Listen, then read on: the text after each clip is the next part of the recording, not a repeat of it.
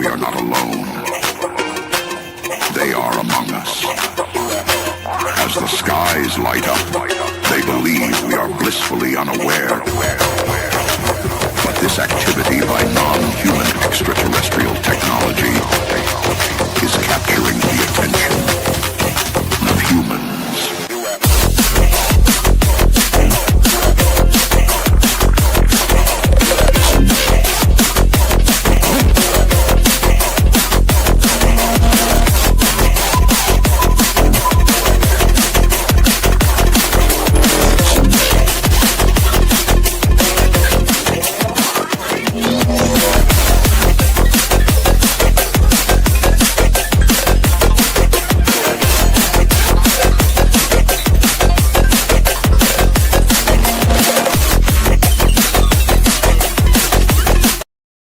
My name is Dale, and I want to welcome you to my channel, Observer of Anomalous Objects. If you're new to the channel, let me go ahead and encourage you to go ahead and hit that subscribe button.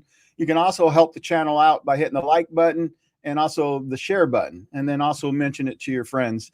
Well, I'm really excited today. We've got a very, very special guest going to be coming on. I want to go ahead and introduce her to you before we bring her on. Sev Tok is a researcher, podcaster, author, and experiencer known for her work exploring consciousness, contact phenomenon, and human potential. She is the author of You Can Talk to Aliens. Through interviews, public speaking, and media appearances, she shares her personal experiences to expand conversations about non-human intelligence and the nature of reality. And so, without any further ado, let me go ahead and bring Sev on board. Sev Tok, we are so grateful to have you on the podcast. One thing I did a chat GPT. I asked him to give me a description of you, and you wouldn't believe what it said. It was wonderful. It was kind, and what a caring person you are. And, you know, nice. I thought for AI to say all that, I'll tell you what, that must mean it's true, because that's not normal terminology AI uses, you know. But it just speaks to your character. It speaks to your kindness. But we're so grateful that you are with us. Let me go ahead and that was a great introduction. Thank you so much. And by the way, I really like the music of your introduction. Yeah, I get that from Lauren Jenkins. She created those intros for me. I got a couple of new ones that she's working on right now. Mm-hmm. But here's your book. You Have the Right to Talk to Aliens. And, you know, I've got a question or two about that in it, but I wanted to make sure everybody, where can they purchase this book at? Is it Amazon or where? Amazon.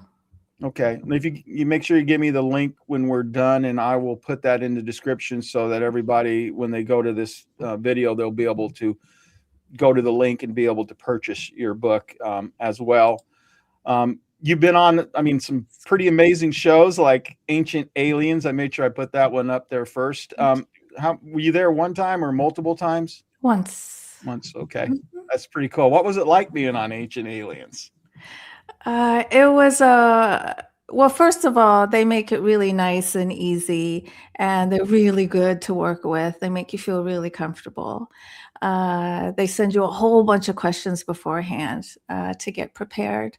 And it was a wonderful experience. The home that they rented out was this beautiful home, and I just really enjoyed it. And so did they contact you? Is that how it worked? Yes. Okay. So that looks like it says The Chosen. It's called The Chosen, Season 20, Episode 19, if anyone's interested. Then you have Alien Spirit with Sev. That's a podcast that you're doing? That's my YouTube channel. Your YouTube channel. Okay. I want to make sure that we get all this out there.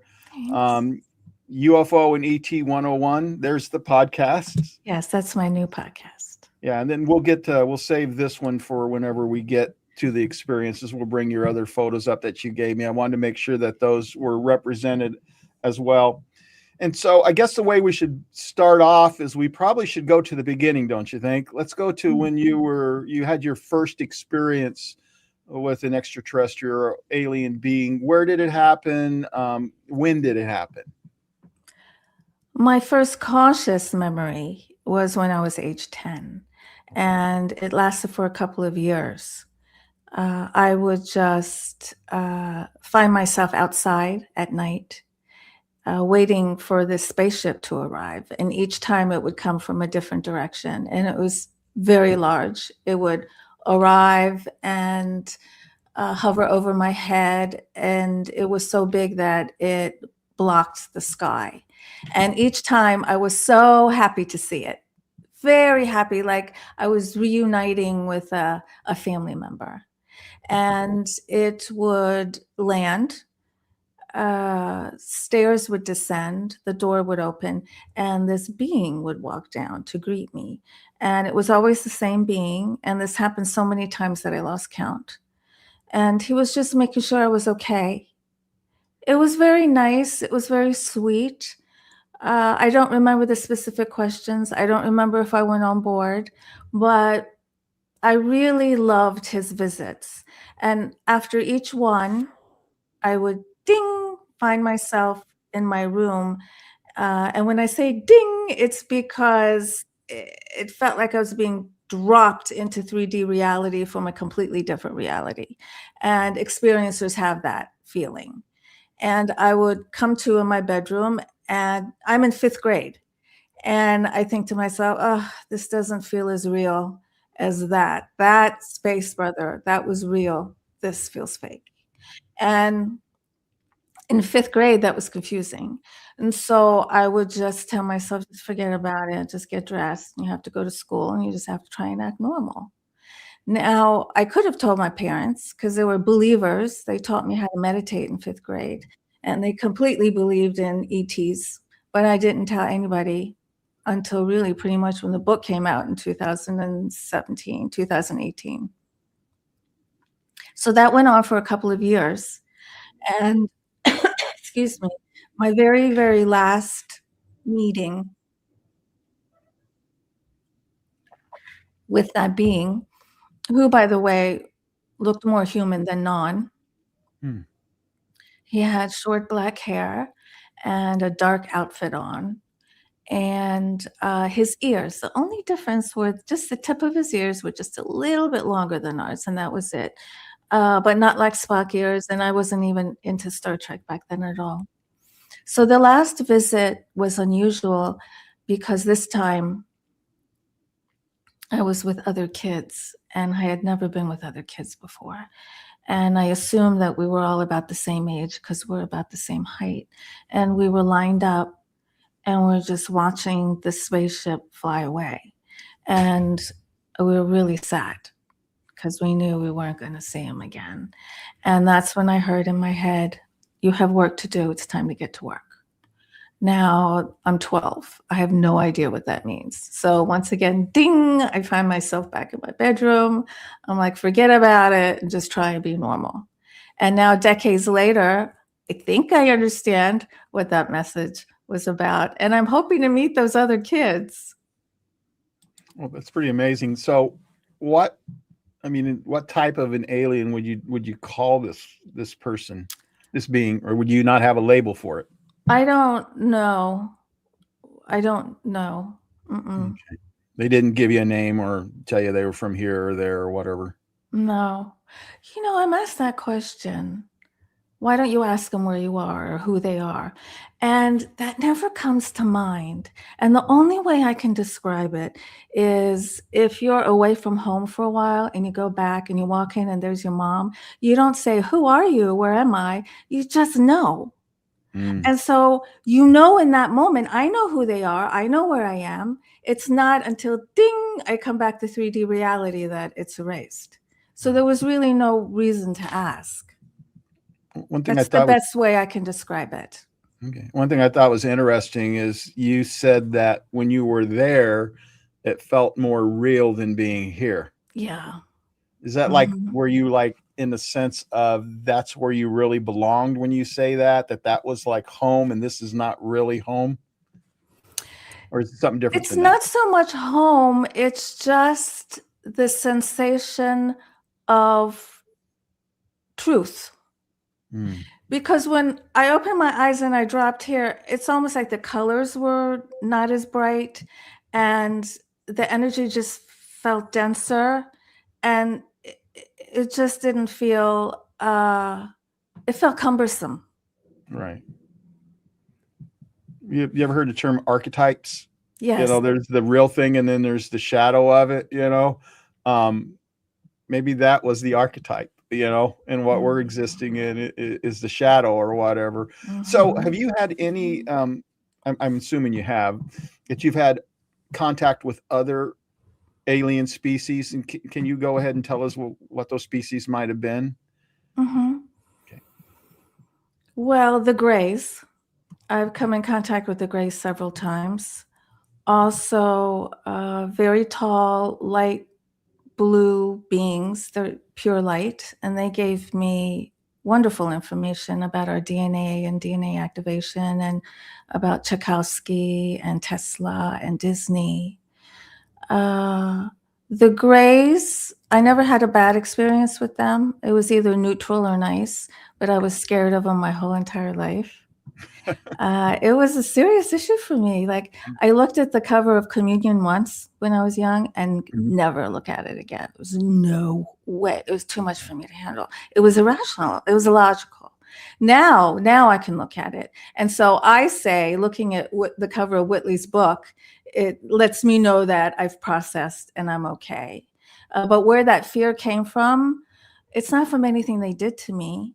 It was, I think the fear came from my refusal to understand what was happening.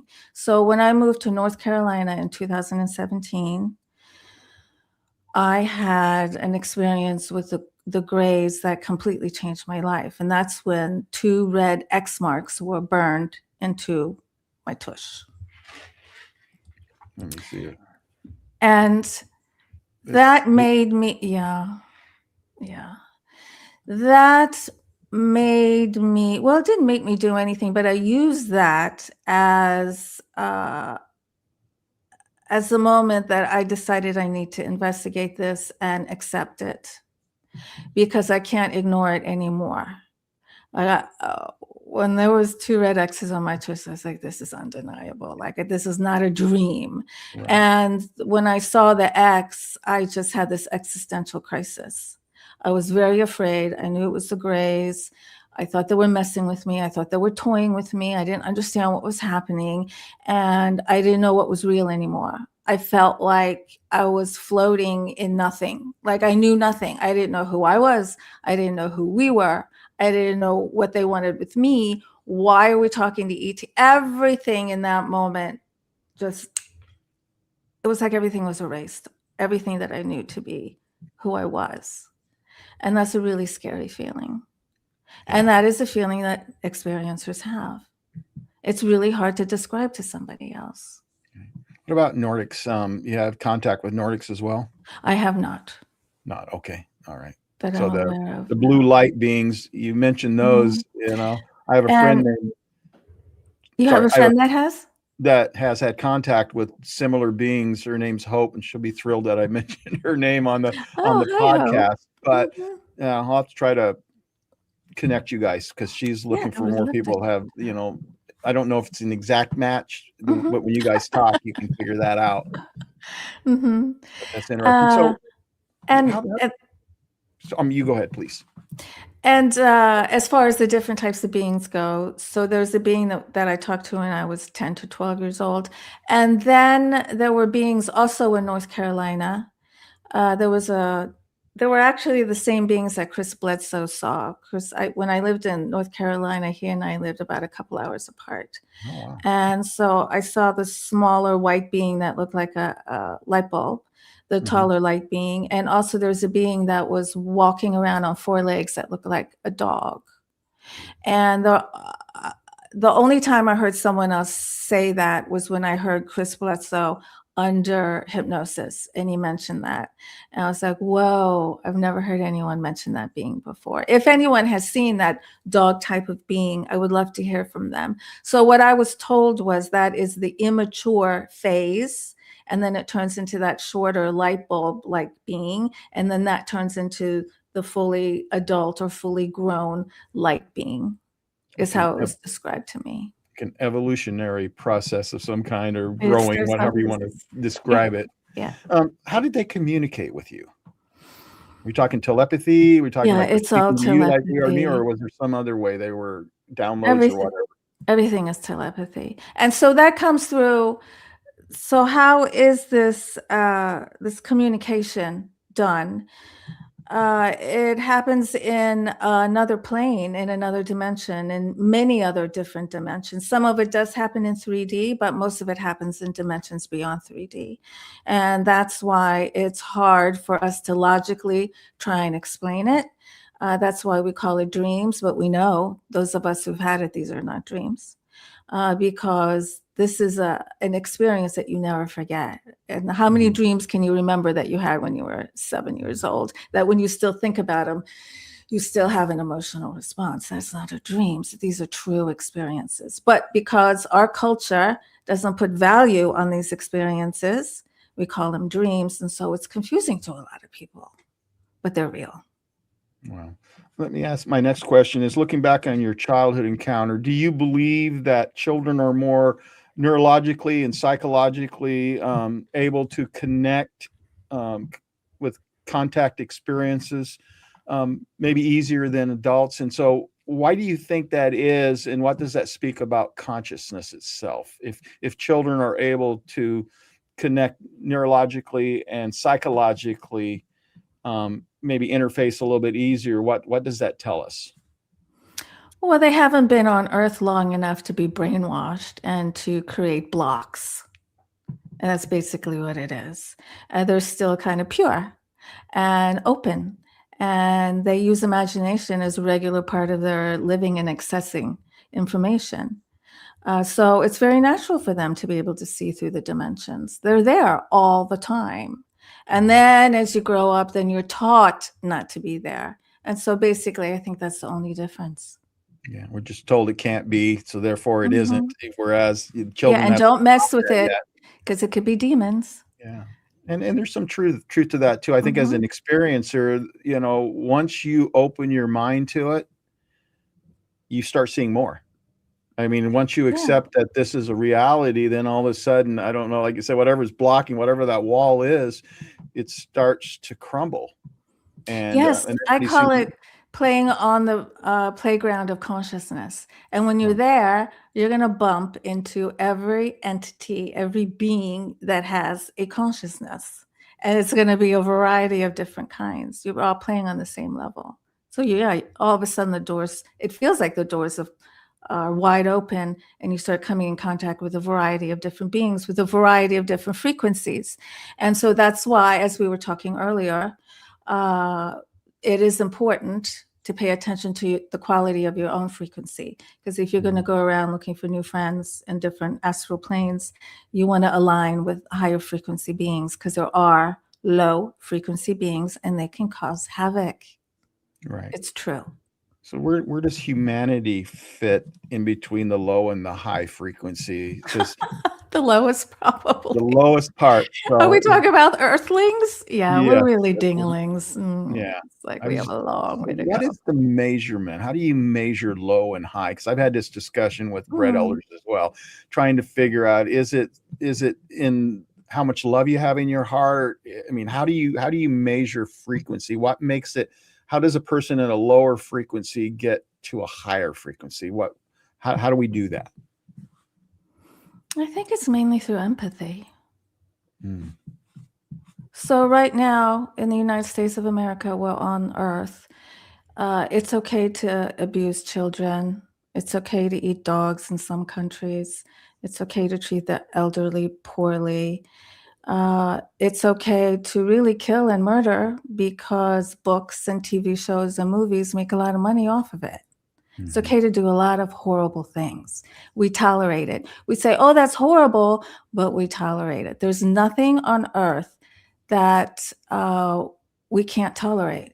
If we couldn't tolerate it, it wouldn't be here. So we're not very sympathetic. We allow some torture and suffering to happen. It's a little bit, that's Earth. That's what living is. There's just going to be a little bit. Normalize it. Yeah, normalize it. I think that if we work on that, we could raise our frequency collectively as a society. Sounds like part of what you're saying, if I'm hearing you correctly, it has to also do with what we take in. You know, if we're taking in a bunch of junk, then that lowers our frequency. Mhm. But if we're, you know, empathetic of other people, if we're loving towards other people, if we're kind towards other people, you know, that's the kind of actions that raise our frequency. And that's, I'm guessing, you know, that's what the ultimate goal is. Now, I wanted to say this as well. You know as well as I do that there are children, even as you and I are speaking right now, that are having contact with being some extraterrestrial, maybe some other beings.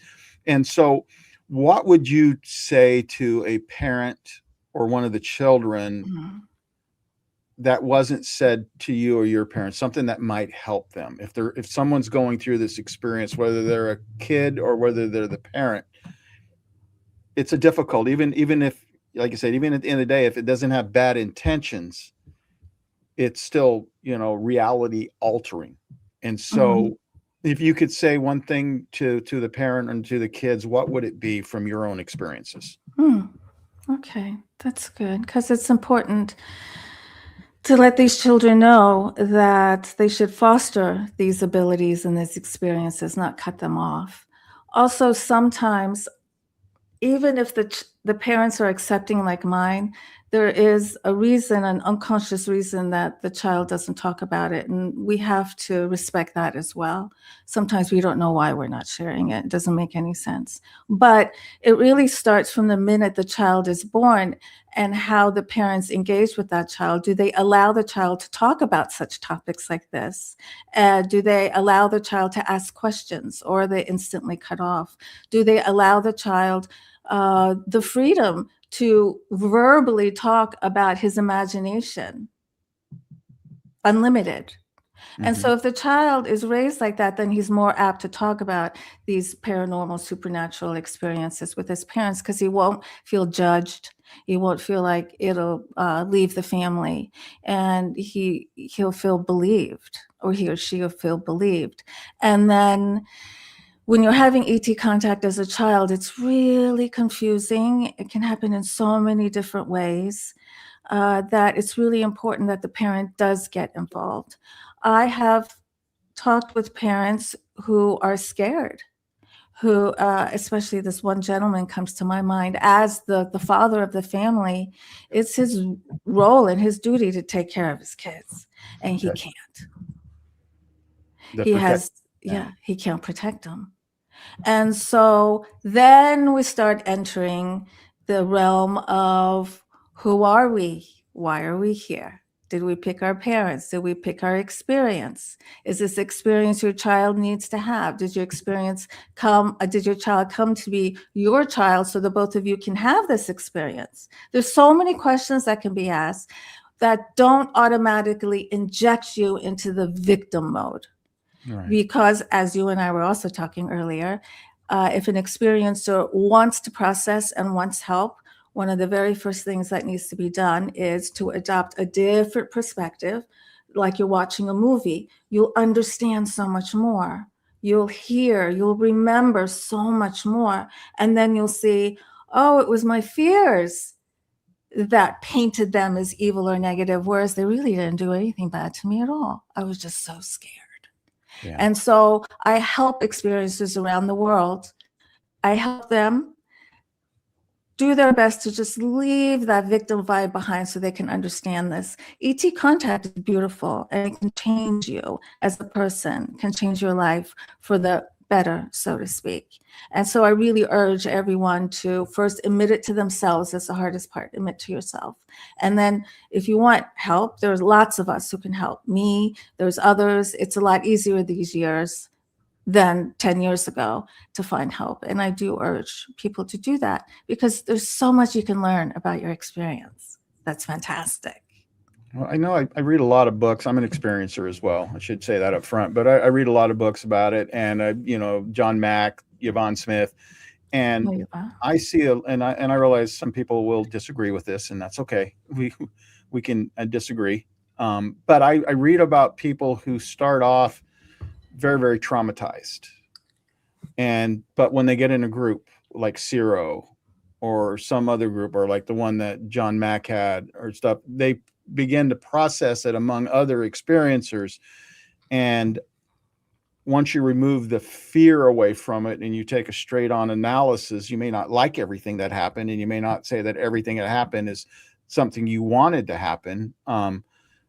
But you find some kind of resolution when you get within a group. And, my segment producer, Allie, she's created a wonderful chart about what experiencers go through. And a lot of times they are re-victimized and stuff. And what she advocates for is, there's group A is kind of like your family, your minister, people that don't know how to help you when you go to them. And then you go to group B, and these are the ones that are researchers and stuff like that, podcasters, and they bring you on. But it really is about kind of putting on a show, putting on, you're an item to sell, basically. And they don't really have any support or help for you. And then there's group C. And group C would be things like Zero, the stuff you're talking about, people like you reaching out. We need more of that in the community, don't you think? More help for experiencers. Yeah, there's room for more, because experiencers are coming out more and more and more. There's a lot going on right now when it comes to disclosure. And so there's going to be even more experiencers coming out. If anyone would like to talk to me, you can just go to my website, planetsev.com. And I have this really, really short questionnaire you just fill out. And then I'll contact you, and then I'll see how we can get you to the point where you no longer allow that experience to hold you back, because it affects every single arena of your life, every single solitary one. You might try to compartmentalize it, which is what I was doing for decades, just throwing all of it, because I had a lot. Not only ET, but supernatural. And I'm throwing everything into the back of my head. And then one day when the X's appeared, it all popped open. One day it's going to pop open. So the best thing is to just not hide from it anymore. It's really a beautiful thing to have these experiences, to use multidimensional, interdimensional information that is geared specifically to you, to help you align with your purpose for this life, or to just help you progress, help you create your reality. That's something else I do. I offer soul purpose sessions. I have clients around the world. I've been doing that for about 16 years. And this is interdimensional, multidimensional information that comes through about why my clients here, what did they come to do, and how can they manifest that? Well, let's talk about your experiences. You mentioned the one at 10 until age 12. And then we know in 2017, there was another major event. Were there things in between that as well? I'm assuming there were. Yeah, there were things in between that, the majority of which was supernatural, paranormal. And then when I left my second marriage was when the ET stuff started happening again. So that was 2012, 2013, around then. That's when the Greys showed me a baby in a tube, and all kinds of things were happening. Yeah, I don't know if I sent you the picture of the baby in the tube. This is the one right here. And so I went to Roswell. I had this unexpected, completely out of the blue trip to Roswell. And my then partner was with me, and we had an experience in the hotel room there. It was a shared experience. And in that experience, I was given information about the hybridization program, and I was reminded about this. This happened, I think, 2012, 2013. I was in a dark room, and I was looking at this tube that had a baby floating on the top of it. And the tube was a little taller than I am, about as wide as I am. And in the tube was a liquid. It's a bluish liquid. And the baby's eyes were open, and they were the bluest eyes I've ever seen in my life. Because of the way its legs were positioned, physically, I didn't know what it was, but intuitively, I knew it was a boy. And I was wondering, what is this? What am I doing here? And then I sensed there was something behind me. So I turned around, and that's when I saw tall, medium, short Greys. And this is before I knew they even came in different sizes. And so they said to me, "Oh, we're just going to stand back here. Just take your time. There's no hurry at all." And that made no sense to me. I didn't feel anything for the baby. And then ding, I'm back in my bedroom again. So when I was in Roswell, this was, I think, 2016, something like that, that was reminded to me. And then I was also told about the hybridization program and why they're picking the humans they're picking and what's going on. And helping experiencers, it seems like the most difficult experience to process is, especially from women, but it happens to men too, the hybridization program, especially if they have experienced holding a child and then having to give it away, or experienced some kind of medical procedure, or even experienced giving birth to a baby and have it taken away. These are hard to process, not easy, but it can be done. So do you think that that was the baby they showed you? Was that your baby or somebody else's? I don't know if it was mine. I don't know. I'm assuming there's a reason it was shown to me, that I have some kind of attachment to it, I would assume. I also had another experience where I was asked to heal these very sickly babies. And I didn't know that they were part ET until one of them started rolling off the table. And then when I saw its neck, it was like the size of my pinky, I realized that these were sick hybrid babies, but there were humans involved. So in my experiences with ETs and also with MILAB, military abductions, I'm trying to understand. We talked earlier about trying to make logic out of this. But in my experiences, when there's a human and ET involved, it's not a pleasant experience. But if it's just an ET, it's either neutral or pleasant. It seems like every time there's a human involved, I'm upset. They're asking me to do something I don't want to do. Something difficult is happening. These are my experiences. So I don't know what's going on. I don't know if there are humans working with ETs, underground labs, their own hybridization program, separate from what the Greys are doing. I don't know.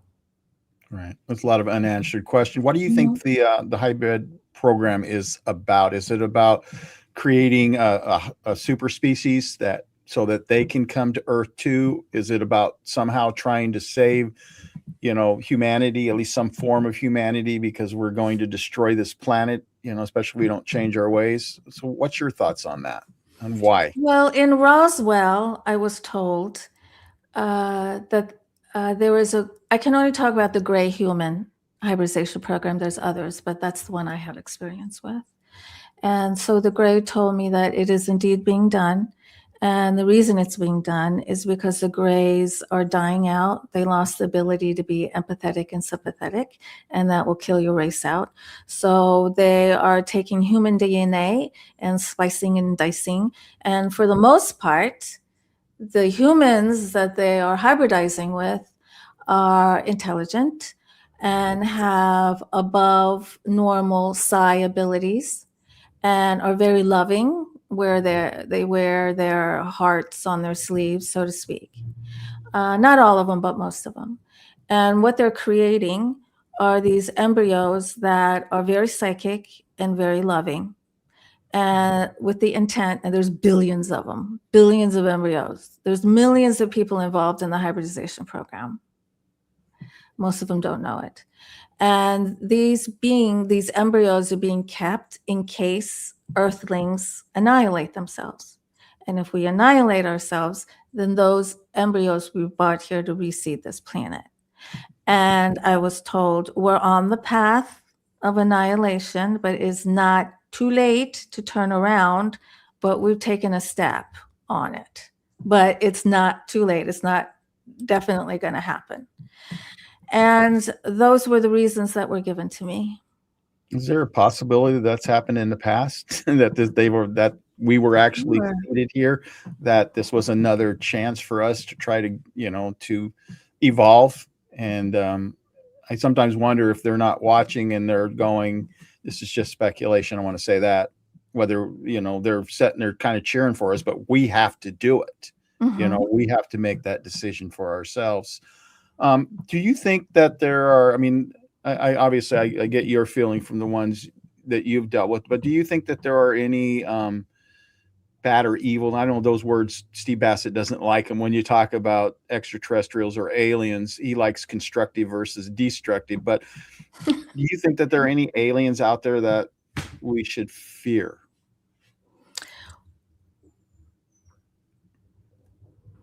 Sure. But I was going to say, what's your definition of alien? But then basically, if it's NHI, because NHI kind of okay, broadens it out. It could be a lot of different things, right. but let's just go specific, because people are, this whole debate about the grays. My experiences have been similar to yours, but there are other people who, when you talk to them about the grays, I mean, they're like the worst creatures ever created, so I'm trying to be fair and balanced here. But let's look at extraterrestrial alien type. Have you encountered, let's put it this way, all you can talk about is your own experience, right? Have you encountered any that have ever caused you to be in fear that maybe they didn't have the best intentions for you? Yes. And I'd like to tell you that story. It was the astral men in black. But before I tell you that story, I want to just back up a little bit and talk about grace. Okay. I had an experience. It was a MILAB experience, and I've been in this room at least twice. I'm sitting at a table, and there's always these young men. They all look the same, and he's standing right next to me. And I look into this room across from me, and what's dividing us is just a big window. And a tall gray is brought into that room, and the guy next to me says, "This is the original gray." They take that one out, bring in a medium one, and he says, "This is a hybrid of the original." And they take that one out and they bring in the little one. He says, "It's a hybrid of the original." And with each one, sentience is lost. So the tiniest one is robotic, which a lot of people who've come in touch with the tiny ones say that they don't exude any feelings. They seem robotic. It seems like these little ones are the ones that are here to do medical examinations, take samples, and things like that. Yeah, sometimes they're described like drones. Now, what you're going to talk about, Yes. the other. I'm going to be speaking at a couple of engagements coming up later this year, and I'm creating a new talk, and it includes AI. And so could it be that these tiniest little grays are just simply an advanced form of AI? Yeah. A biological form of AI or something like that. You said something about having a negative experience. Yes, the astral men in black. Yeah, that one I'd love to hear. Okay. So that happened, I would say 2018, 2019, something like that. I was living in North Carolina. I just moved to Florida about 3 months ago. And I had a girlfriend coming to stay with me for the first time. And sometimes the word guru was used for her, and I don't like that word, but she had a lot of experience in India, and she was a spiritual teacher. So she comes over, and it's her first night. She's going to spend the night, and she goes into the guest room across from my bedroom. So we go to sleep. I wake up in the middle of the night because she's getting into my bed. And I said, "What's wrong?" She said, "I'm scared." I said, "Oh, okay." And at that moment, I felt an energy at the foot of my bed. So I turn around, and at the foot of my bed is this tall black being, blacker than the darkness of the room, with the hat, shadow, everything, suit, everything. And I look at it, and it looks at me. And at that moment, I feel energy come out of it and right into my chest, like octopus tentacles, and it grabs me. I could feel like it's tugging at me. And I felt like it was going to take my soul right out of my body. And I knew enough then that I fought it. I said, "You cannot do this, you have to go. You cannot do this, you have to go." And if you say it enough times and you mean it, it works. And so I felt like I was fighting for my life. I'm not kidding. And poof, it disappeared. It went. And I went, and then I fell back to sleep. So I get up in the morning. Now we're having coffee. And I said, did anything weird happen last night? And she said, yeah. I was like, okay, you go first. She goes, well, I woke up in the middle of the night and I looked out the window, and there hovering in the sky was Jesus Christ. Mm. And I heard in my head, we can do that, you know. We can do a hologram of anything in the sky and make you believe it's real. Now, at the same time that's happening to her, I'm dealing with this astral men in black at the foot of my bed. And she does not remember coming into my room at all. In fact, she denies it. Oh, wow. So I tell her what happened. And I'm like, you came into the room. I know, because I sat up in my bed like I was wide awake. She goes, no, that never happened. So the whole thing was very strange. And we're like, okay, let's not talk about it for the rest of your stay. Let's just, move on, try and have a good time, because it freaked us both out. So of course, I've thought about it many, many times since then. What was that about? Why does such a low frequency entity enter my realm, right? And well, you have entities that travel with you. They're your peeps, and they're with you wherever you go. And so my friend had, unfortunately, at that time, got all caught up in QAnon, and she just went down that rabbit hole, which is very fear-based and very scary. And so what she did was she started to attract these lower frequency beings. And so that astral men in black was one of the beings that aligned with her. And so it's going to test me out. That's what they do. It's going to try and poke at me. And I wouldn't let it.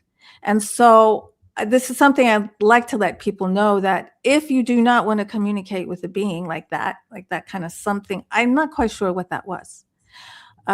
Anyway, you have total control, but you have to mean it with every cell in your body.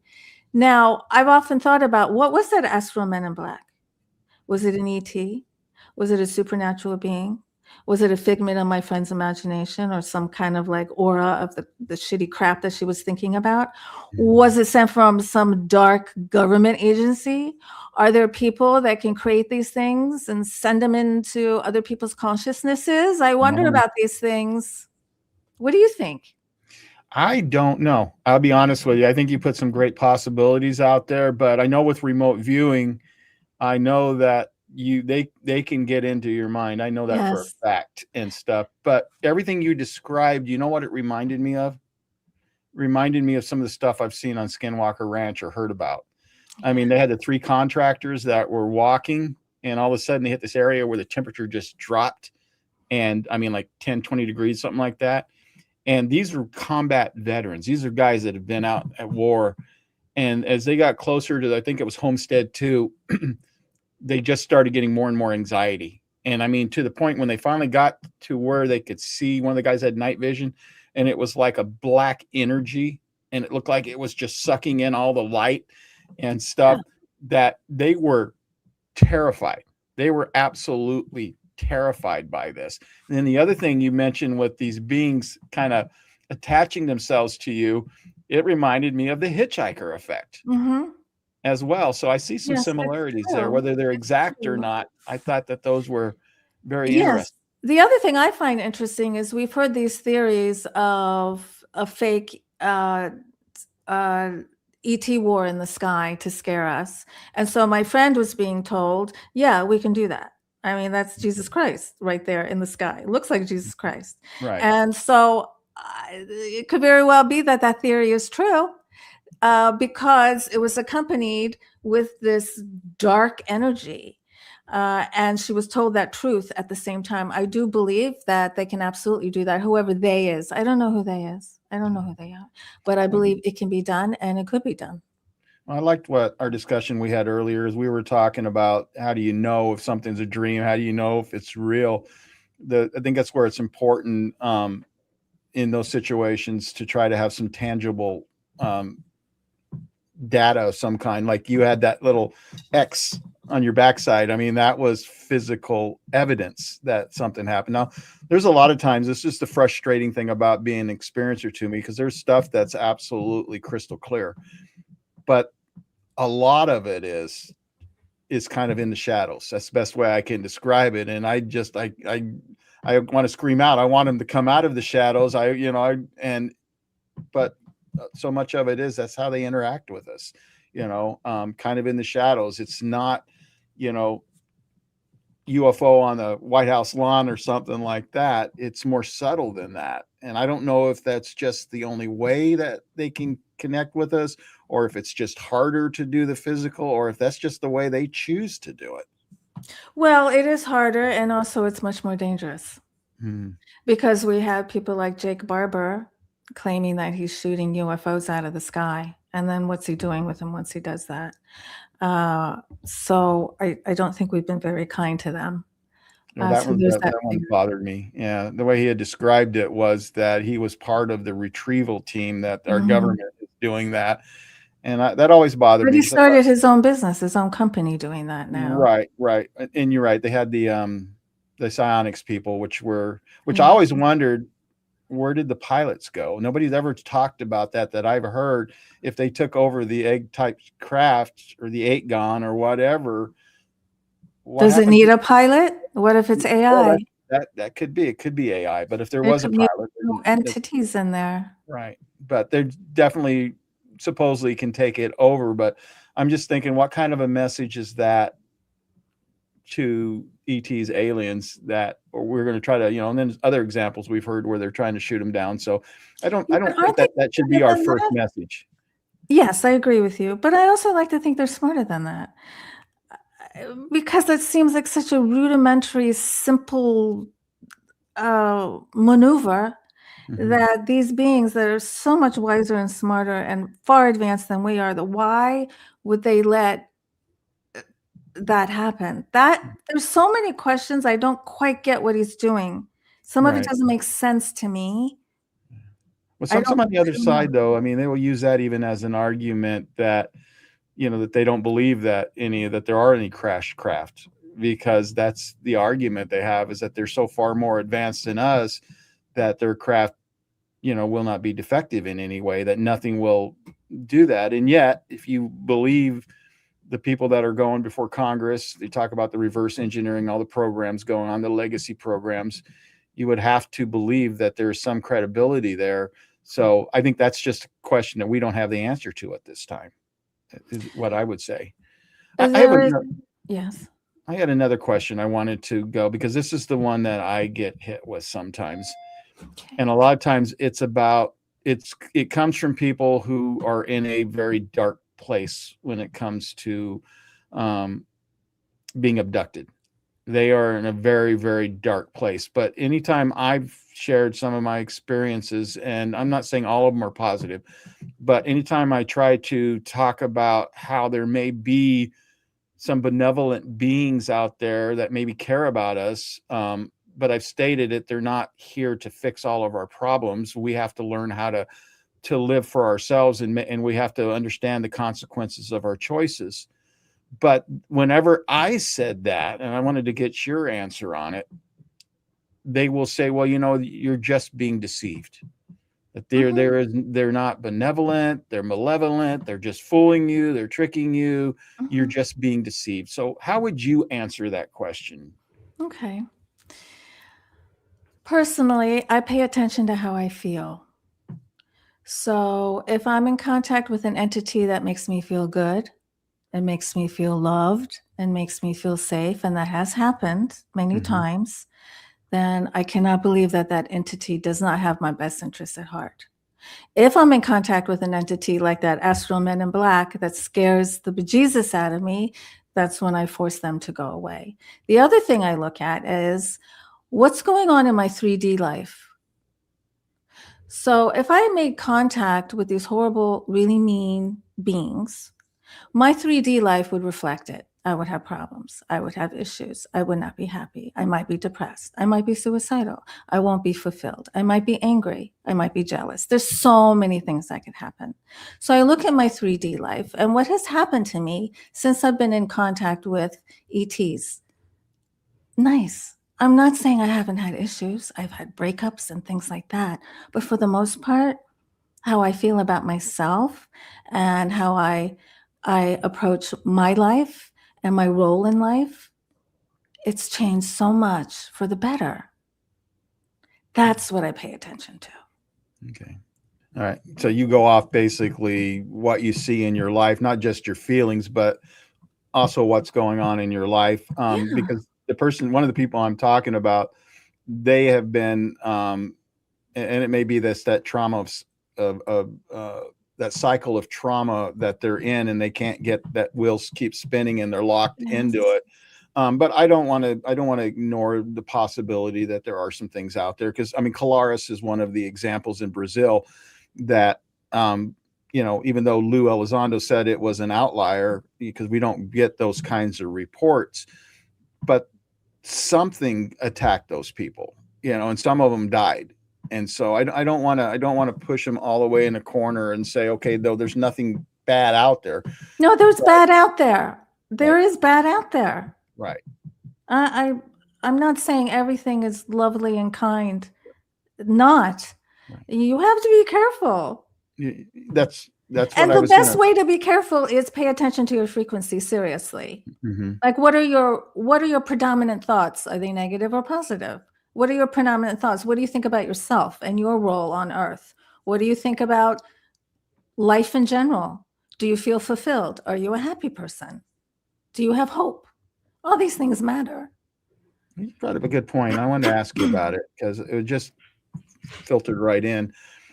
You're talking about our thoughts and stuff, and they're talking about these other beings, some in spiritual realm, some in the physical realm. How much do you think they impact people's thoughts? Do you think they have any influence over? Oh, absolutely. Just like you were saying, the hitchhikers. Yeah, that's where I was going. Oh, yeah. Mm-hmm. And so if you have a hitchhiker, your advice is to tell them to go away. They're not welcome. And if you keep doing that and you keep pressing it, they will have to leave. Yeah, but correct? It's more, but also there has to be a constant, you have to figure out why is it attached to you in the first place? Why is this low frequency being even feeding off of you? What food do you have for this being? If you no longer offer that food, the being is going to leave and it'll find someone else to eat from. Could it be fear? Could that be some of the food? Yes, fear, that is the predominant. That's predominantly it. Right. So investigate. These are really wonderful opportunities for self-reflection. Mm-hmm. Why am I exuding this energy of fear? What's going on within me? Where is my fear coming from? A lot of people don't want to do that work, and they'll blame it on an attachment. And then they'll try and go and pay people a lot of money to remove the attachments and such. And you can remove them on your own. You've actually answered one of my questions. We didn't even get to it, and you already answered. And I'm going to read it because I want to make sure people understand what we're talking about. Okay. And it is, Sev, you talk about shifting from fear to love. Can you give an example of how someone might do that in everyday life? And you're saying it is through self-examination by going and finding those areas in our life that we're actually allowing these beings, these hitchhikers or whatever, to come in and, to feed off of our fear. But we have to first recognize the source of that fear. Is that what you're saying? We got to figure out where that came from and then deal with that? Well, first we have to recognize that we're exuding it. Mm-hmm. And then we can try and figure it out. We're not going to figure out all of it. So that's part of my problem with therapy is I just want you to keep going forever and ever and ever. You can't find the answer to everything. You can't tie everything up neatly. I mean, there's some things you're just going to not know. But if you realize that you're exuding fear, that's the battle right there. And your efforts in trying to diminish how much fear you are radiating is worth it, even if you don't completely understand why. Does that make sense? It does. It kind of reminds me of AA. One of the things you have to recognize that there's a problem. And until you recognize there's a problem, there's really nothing anyone can do to help you. You have to recognize that there is a problem, and then you start the different 10 and the answers start to come in the recognition of that. Yes. Yeah. So that fits with it really well. Now, You often speak about helping experiencers process their encounters emotionally and spiritually. And so, my question off of that is, in your work, have you found that these experiences function more like trauma? And what I mean by that is that something that needs to be healed, or is it like an initial event that's meant to fundamentally transform other people's lives? Is that interaction, how should we look at it? How should we take it? Because sometimes it feels like it's one, but then we have clear examples of the other. And your life is an example of that, of how these contacts transformed your life. But there are other cases where you could argue maybe it didn't have an end game like yours does. And so how do we distinguish between those contact experiences, and how do we help those that are in the first group versus, I guess we should help both groups, even the second group, to get to the transformation. But you've got a triage over here and you've got a learning center over here. So how do we do that? Well, everybody's transformed. So some people are choosing to transform in a negative way, in a fear-based way, because that is their go-to.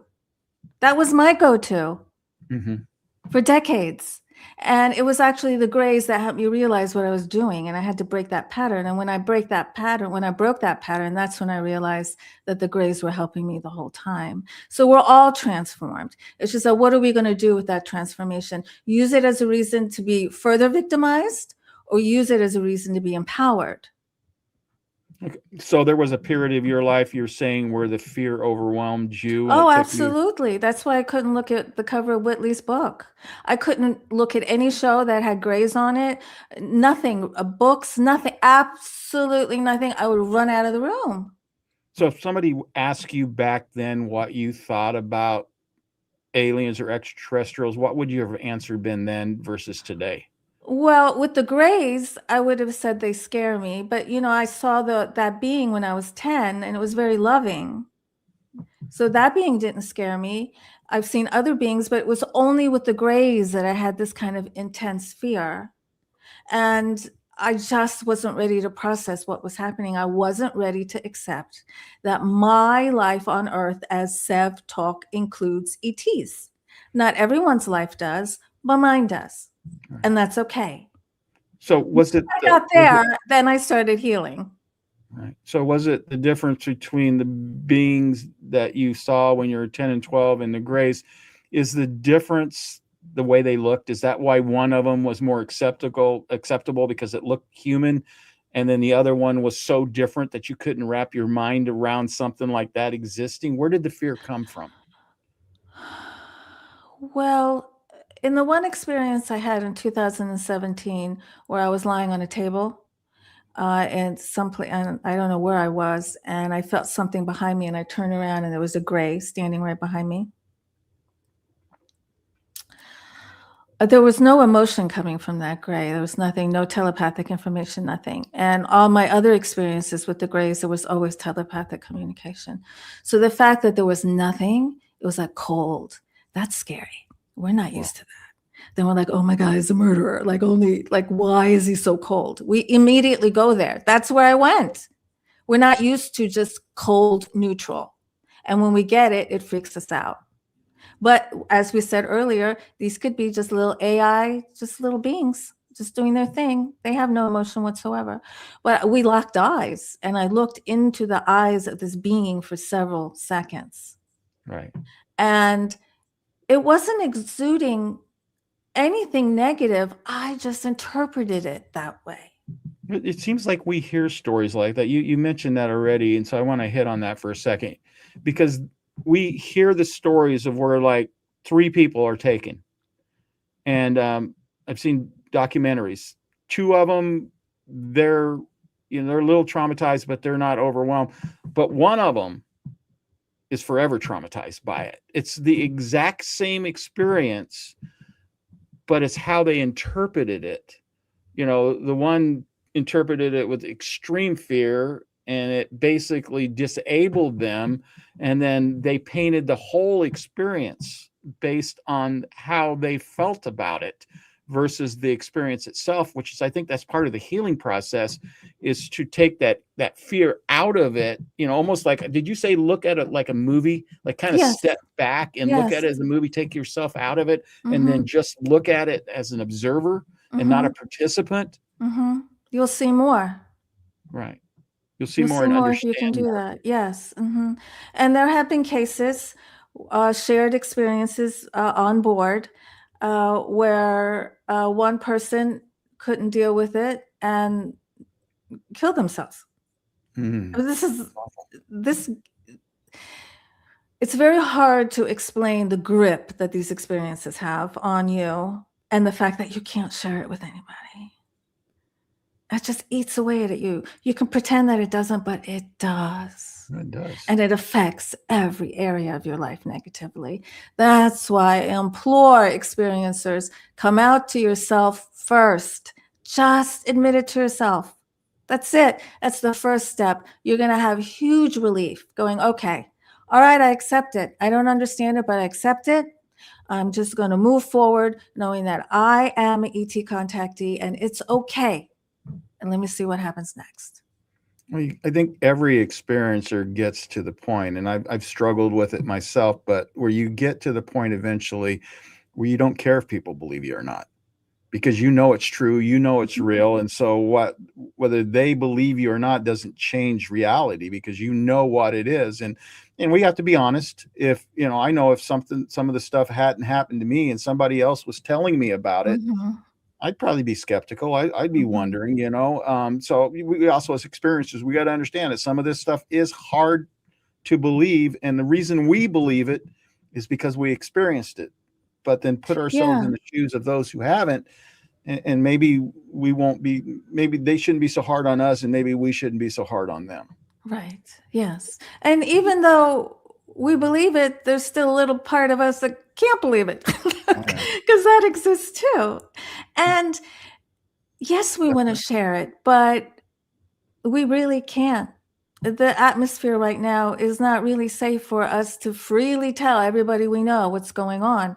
We can really hurt our lives in many ways.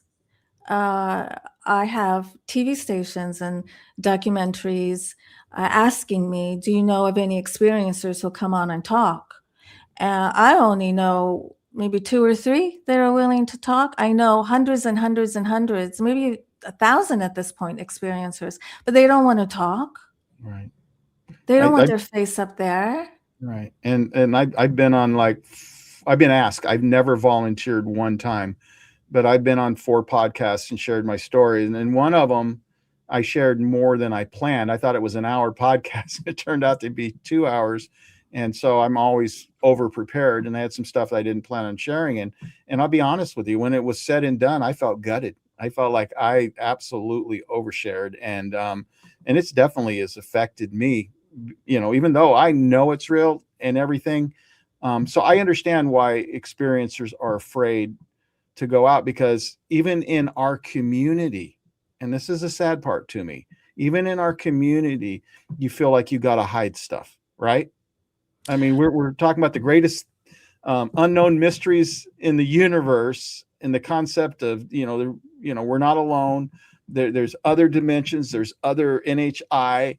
And yet, if you dare to say that something extraordinary happened to you, people start to question you, and they start to look at you kind of funny, and you're going like, I didn't, this isn't what I signed up for. No. Well, maybe before we came into this life, we signed up for it, but that's a whole different topic right there. I don't know. Steve Neal says. Exactly. There are some people who think that we make this up so we can write books and become really rich and be in movies and things. And that's, yeah, you're laughing because it just does not work that way. Yeah, You no think way. of all the things I can make up to make a lot of money. I would make this up. Like, seriously, this is not easy. And we're not making a lot of money from these books. But this is not, you have to have some pretty thick skin to come out. It took me decades to come out, decades. That's And what I who was gonna helped me ask come you. out was Kathleen Marden, Oh, the okay. niece of Betty and Barney Hill. So after the second X appeared, I needed help. for the first time in my life. I'm like, man, I need help. And I didn't know who it was going to be, because at that point, I wasn't following anything in ufology.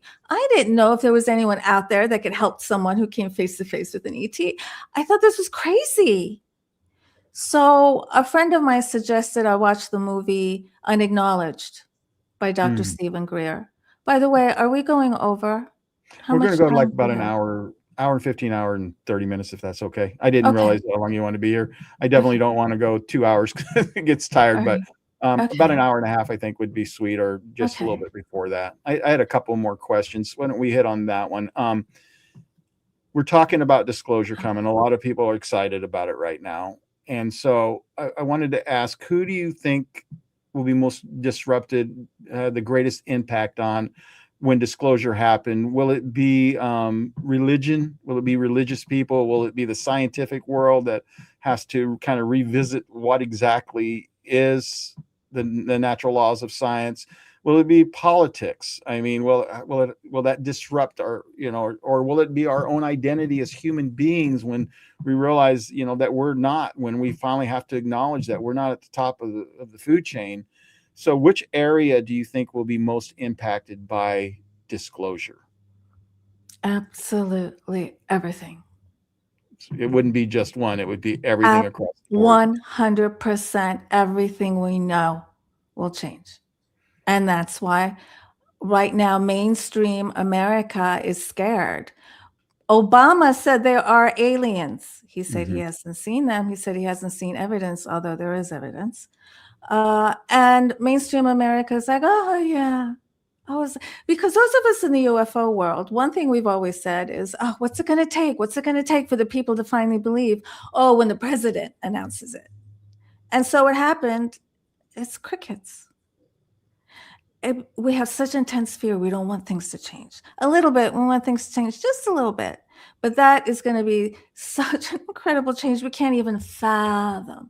And so what we do is instantly go, and I'm going to be a victim of this change. Bad things are going to happen to me. I'm going to lose my money. All kinds of horrible things are going to. Instead, we can say, well, this change could bring a betterment for our lives. We will all come together, not only on Earth, but through the galaxies. And we have the right to know that we're not the only ones here. How dare the government of the United States and other governments be so arrogant as to try and keep that fact from us? It's outrageous. It's preposterous. Do you think that this will cause a lot of chaos? My view, and I'll just give you that and you can talk, is that I don't think I think there will be an initial shock when it's finally announced, whether it be by the president, the Pope, or somebody else. But I think we'll adapt to it, don't you? We don't have a choice. Yes, of course we're going to adapt, but it's not going to be easy. It's not going to be easy, because what we used to find worth in, we're no longer going to find worth in. Right. And the people who used to run things will no longer be running anything. Right. And that topsy-turvy switch right there is a lot, but it's coming. If we wish the change that we so desperately want, then we have to allow for this to happen. Sometimes I think maybe catastrophic disclosure is the way to go. Maybe the only way. I hope not, but that might be, it may be the only way. Because we're leading up to it for sure. There's no denying that. We're definitely leading up to it.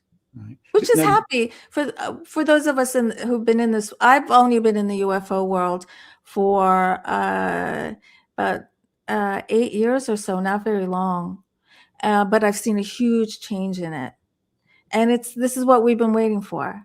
Well, even the news. Yeah, excuse me. Even the news, it's starting, like, Trump made his comments as well too, and so everybody's all excited. I know people that do not follow this subject at all, who told me about Trump's announcement to release the files on extraterrestrials. And these are people that they have no dog in this fight. They're not paying attention at all. So I think in that sense, that's been very, very good. At least I don't know if the documents will make any difference, but maybe the announcement itself is what we should celebrate. I agree with you, but it doesn't, the meter hasn't moved that much. So it's just going to go in little tiny increments. That's fine. At least it's moving. What about Spielberg's movie, I was just going Disclosure to say Day? that. We'll see. I don't know I what think that's about. it's yeah, we don't exactly know what the aliens are going to look like. Now, they obviously shift from one consciousness from a person to another because they show that in it, but they also show what appears to be a spacecraft in a cloud. So that's really got me intrigued in exactly what he's going to do with it. But I don't know. I've noticed 32 million views on it on the On the preview trailer? alone. On the Yeah. preview alone, Mhm. and I'm going. I think it'll have an impact in the sense of people will start to talk about it more. Don't you think that'd be the case? Well, I hope so. I mean, people haven't talked about it more because of that. What's that other movie, July 4th? Oh, Independence There's Day. so many ET movies, spaceship movies, and there really hasn't done very much because they were all about killing them. They were all about those ETs coming down and hurting us, except for Spielberg. And there's a couple of other exceptions too, where his movies about the ETs have been warm. And I'm hoping that he does that with this one. I don't know. I don't know. I can't tell. I really can't And tell do you what think? direction he's going to I go in. mean, I do believe he's absolutely a believer, and maybe he's an experiencer himself. yeah. Do you think that as a whole, though, because you mentioned Spielberg and some of the others been good, do you think as a whole, the way that they have that Hollywood has come out and created this narrative, do you think that they've kind of misled people so that when we experience the real thing, it'll be an issue because everybody's thinking of Independence Day, it's thinking of this and this, and so when it Yeah, turns out to be Independence Day. something else, do you think they've actually done a disservice Yeah, through this topic? absolutely. Yes. I spoke at a conference in South Dakota a few years ago, and also the other speaker was Oliver Stone's son. And he was talking to us, and he said, there is not a movie made in Hollywood that is not okay by the government. Oh, that's interesting. That's what he said. Uh-huh. That's what he said. So that has stuck with me. Spielberg's movie is not going to divulge anything that the government doesn't want divulged. That's not going to happen. That fits with the narrative, and it's interesting because of all the major newspapers in the past that supposedly they had CIA plants within these major newspapers to try to control the narrative about UFOs and stuff. So that would fit with what I'd heard there as well. Just a couple more questions. One is about psychic abilities. There are stories that you've heard from other experiencers who feel like after their encounter, they have more obvious psychic abilities. And so the question is it because it's inherent in us, or is it something like an afterglow of having had contact with these other beings? And, it's like that afterglow effect, or is it just somehow it brings out something that's already in us? Yeah, it's all about where your focus is. So you had an ET contact, all your focus was in the multi-dimensions. You're back here on Earth, but your focus is still in the multi-dimensions. And so when you're focused there, you're going to hear, feel, and see interdimensional information more than you did before. Your focus wasn't there. That's all it is, focus and attention. Okay. I got one last question. Okay. If you could invite someone over for dinner or tea, human, non-human, who would it be? And what would your first question be? Well, I must profess my love for Thomas Jefferson. Oh, you resurrected the dead. I cannot explain it. It's irrational, it's illogical, but I am somehow attached to that man. And so I would want to, well, my father recently passed, so of course it would be my dad. Sorry. But if we're going to pick a known person, it would be Thomas Jefferson. And I want to know, I would ask him all kinds of questions about his psyche. And what is it that he thought about himself, that he thought he was empowered enough to do the work that he did? Now, there's downsides to the man because he owned other people. That's a horrible thing. But I'm very interested in that man's psyche. Oh, be interesting. Well, Sev, I want to thank you for being on the podcast. You My really pleasure. brought some good insight in Thank here. you, And, everyone who watched and left some comments. Thank you. yeah, well, we sure appreciate you, and look forward to having you on again. Anyway, It's my you take care. I'm pleasure. going to pull off and close the video down. Okay. Thank you. Bye. Well, I want to thank everyone for watching this podcast. Some really, really great ideas, and I realize when it comes to aliens, people have their different viewpoints on it, and it's okay. But all we can do is talk about what we've experienced, and that's what I tell people all the time. Your experience may be different than mine, and so your story is going to sound different than mine. So that's all we have to go on. But we can all be united in the fact that we're all experiencers. We can also be united in the sense that we all want disclosure. You know, we don't want to live this truth embargo another day. And so hopefully that will happen. Hopefully you enjoyed the podcast. If you did, I'm just going to ask you to go ahead and hit that subscribe button, go ahead and hit that like and the share button and help the channel out. God bless and take care.